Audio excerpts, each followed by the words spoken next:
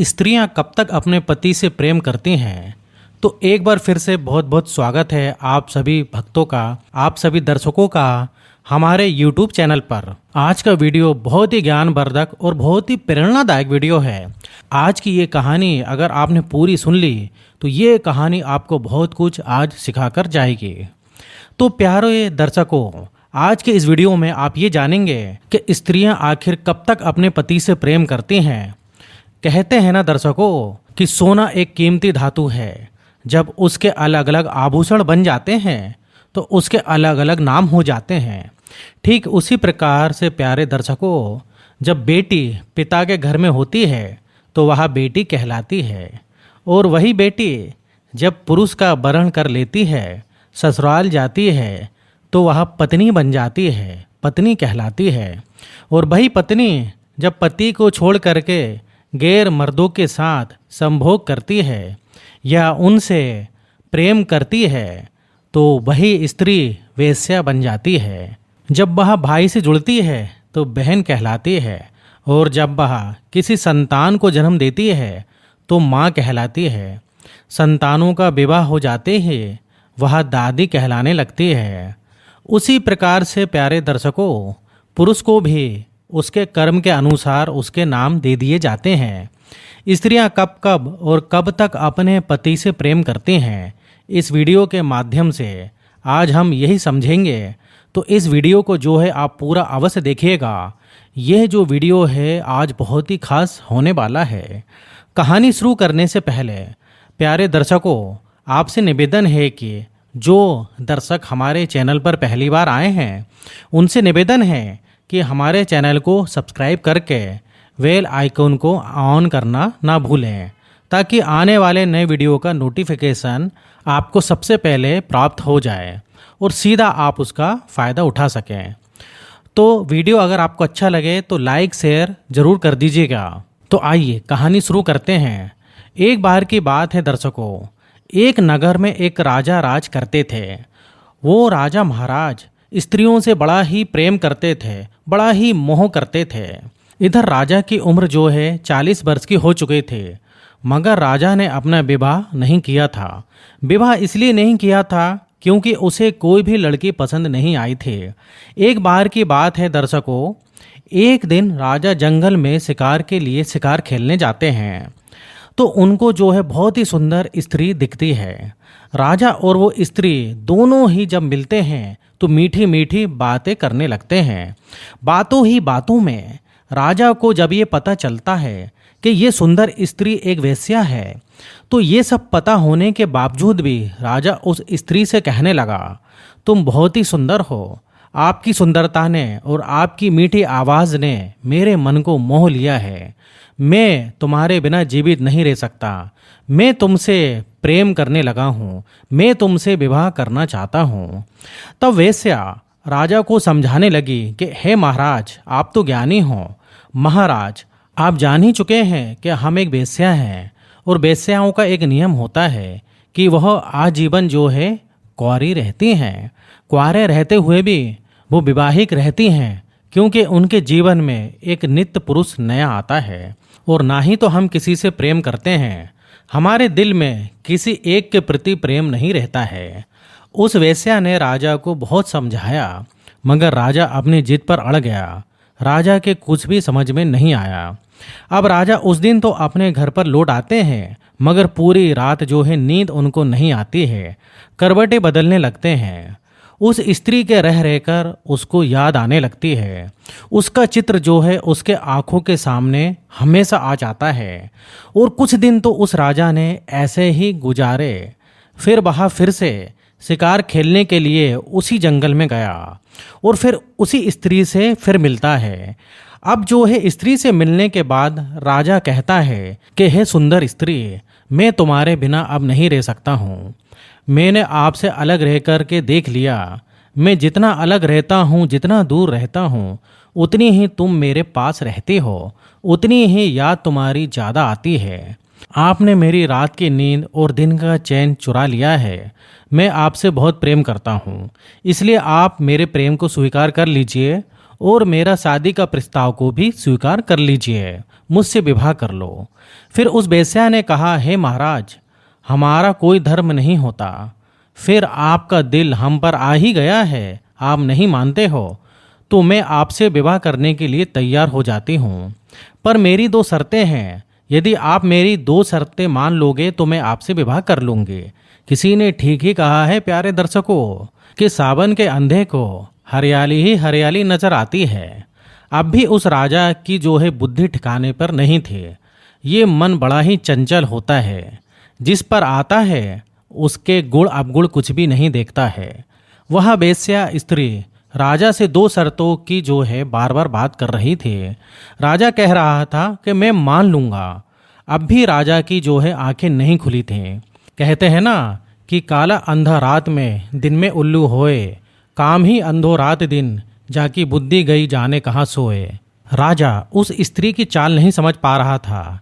विवाह में कभी भी कोई भी शर्तें नहीं रखी जाती हैं। वह स्त्री सौदा कर रही है या विवाह कर रही है, ये राजा के समझ में नहीं आ रहा था। राजा कहने लगे कि आप मुझे वह दोनों शर्तें बताइए। तो वह स्त्री कहने लगी, मेरे पास जो है 2 भेड़ के बच्चे हैं। इन भेड़ के बच्चों का आपको अच्छे से ध्यान रखना पड़ेगा, और दूसरी शर्त है कि मैं जो करूँगी उसमें आप कोई भी रोक टोक नहीं करोगे। यदि किसी दिन इन भेड़ के बच्चों को किसी भी प्रकार की कोई भी परेशानी हुई तो मैं उसी दिन तुमको छोड़कर चली जाऊंगी। और उस राजा ने उस वेश्या की दोनों शर्तों को जो है मंजूर करके उसी समय उससे विवाह कर लिया। और राजा उसको अपने राजमहल में लाकर उसके साथ, उस सुंदर स्त्री के साथ रहने लगे। राजा को उस वेश्या की दोनों शर्तें जो है ठीक से याद थीं, इसलिए वो भेड़ों का और उससे कुछ भी नहीं कहता था। वो नहीं चाहता था कि ये सुंदर स्त्री मुझको जो है कहीं भी छोड़कर चली जाए। इस तरीके से दर्शकों बंधुओं, उस राजा को जो है वेश्या के साथ 4 वर्ष बीत गए। एक समय की बात है दर्शकों, राजा और वो वेश्या रात्रि में सो रहे थे। उसी समय राजा के राजमहल में कोई चोर आया तो उन्होंने वो भेड़ के बच्चे देखे। पूरे नगर में ये बात फैली हुई थी कि राजा जो है भेड़ के बच्चों की अधिक देखभाल करते हैं। तो चोर अपने मन में यही सोचते थे कि कुछ ना कुछ तो खास है उन भेड़ के बच्चों में, इसलिए उन्होंने धन दौलत कुछ भी नहीं चुराया और वह जो भेड़ के बच्चों को ही चुराए। अब जब वह चोर जो है भेड़ के बच्चों को खींचकर ले जा रहे थे तो भेड़ के बच्चे जोर जोर से चिल्ला रहे थे। ये सब सुनकर के वेश्या जाग गई। वेश्या ने तुरंत राजा को जगाया तो राजा उन भेड़ों के बच्चों की रक्षा करने के लिए दौड़े, और राजा की लाख कोशिश करने के बाद भी वो चोर उन भेड़ के बच्चे जो थे उनको चुराकर ले जाते हैं। वेश्या कहने लगी, मेरी यह शर्त टूट चुकी है, और वो वेश्या उस राजा को छोड़कर चली गई। राजा समझ चुका था कि उसकी शर्त जो है टूट चुकी है। वेश्या के जाने के बाद भी राजा अपनी पत्नी को नहीं भुला पा रहा था, और एक दिन वो राजा उसी जंगल में उस वेश्या की जो है कुटिया में फिर से पहुंच गया और कहने लगा, है प्रिय, जिस दिन से तुम मुझे छोड़कर आई हो अब मेरा सुख चैन जो है सब लुट गया है। वो महल जो है खाने को मुझे दौड़ता है, उस महल में मुझे कुछ भी दिखाई नहीं देता है। मैं तुमसे बहुत प्रेम करता हूँ, यह मेरे दिल की बात है, समझ लो और मेरे साथ चलो। तब वो वेश्या कहती है कि हे महाराज, मैंने तुम्हारी इच्छा के अनुसार कुछ दिन के लिए तुम्हारी पत्नी बनकर रही, मगर आप जानते हो कि मैं वेश्या हूँ, मेरा कोई भी धर्म नहीं है। यह रोज का जो है एक पुरुष का आना अनेक पुरुष का आना होता है, जाना आना होता ही रहता है। हम किसी भी पुरुष से प्रेम नहीं करते हैं। फिर भी मैं तुमसे, फिर भी आप मुझे दोबारा कहते हो कि पत्नी बन जाओ, तो आज मैं जो है आपको 3 बातें बताऊंगी। यदि आपने इन 3 बातों को अपने जीवन में ठीक से उतार लिया तो आप कभी दुखी नहीं रहोगे, आपको कभी भी पछताना नहीं पड़ेगा, आप कभी स्त्री के मुंह में नहीं पड़ोगे। कहते हैं ना, वेश्याओं का कोई भी धर्म नहीं होता है। जब तक वो जीती हैं तब तक वह अपने जीवन में अनगिनत पाप करती ही रहती हैं। वेश्या का कोई भी धर्म नहीं होता है। दूसरी बात, जो स्त्री धन के लोभ में अपने पति से प्रेम करती हैं वह प्रेम कभी भी ज़्यादा दिनों तक नहीं टिक सकता है। और जो पुरुष अपनी पत्नी की तारीफों के बड़े बड़े पुल बांधे रहता है वह सच्चा प्रेम नहीं करता है। जो एक दूसरे की तारीफ करते रहते हैं और दिल में कुछ और चलता है, वह प्रेम ज़्यादा दिन तक नहीं टिकता है। वेश्याओं का प्रेम तो एक छलावा होता है। वेश्याएं तो सिर्फ पुरुषों के धन से प्रेम करती हैं। उन्हें ज़्यादा दिन जहाँ मिलेगा वहीं उनका प्रेम होगा। प्यारे दर्शकों, ये बात जो है किसी भी वेश्या पर लागू नहीं होती है। यह बात स्त्री और पुरुष दोनों पर ही लागू होती है। जो स्त्री धन के लालच में अपने पति को धोखा दे करके किसी अन्य पुरुष के साथ भाग जाती है, उससे प्रेम करने लगती है। और जो पुरुष धन के लालच में आकर के अपनी पत्नी को छोड़ जाते हैं, किसी और को धन के लालच में जाल में फंसा लेते हैं, वह कभी भी सच्चा प्रेम नहीं करते हैं।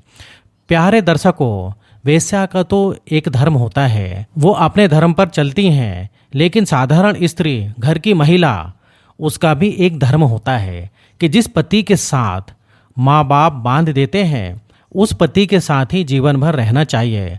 चाहे वह धनवान हो या फिर सुखी हो या फिर दुखी हो, निर्धन हो या कोढ़ी हो या कलंकी हो, यही वेद शास्त्रों में धर्म बताया गया है। वही पत्नी पतिव्रता मानी गई है। माता अनसुईया, जो कि कुटिया में रहने वाली थी, हमेशा उनके पति तब में तपते रहते थे। कोई धन दौलत नहीं था, केवल भगवान की भक्ति थी।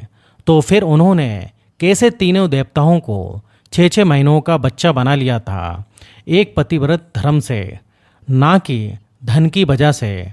इसलिए प्यारे दर्शकों, ऐसी स्त्रियों से तो अच्छी वेश्या ही होती हैं, जो उनका एक धर्म तो होता है। लेकिन ऐसी स्त्रियां समाज में पैदा हो गई हैं कि पति को जो है कुछ भी वह नहीं समझती हैं और धन की लालच में आकर पति को, घर वालों को मार तक देती हैं।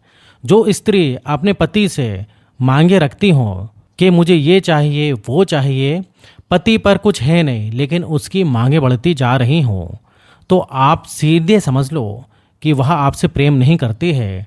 जो स्त्री पति के घर में जाने के बाद सजती संवरती हों, तो सीधा आप समझ सकते हो कि ये जो स्त्री है आपसे नहीं, अन्य पुरुष से प्रेम करती है। तो दर्शकों, कैसी लगी आपको ये मेरी वीडियो, कमेंट बॉक्स में ज़रूर राय अवश्य देना।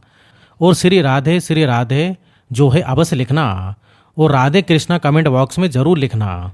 और मिलते हैं फिर अगले वीडियो में। जब तक आप अपना ध्यान रखिए।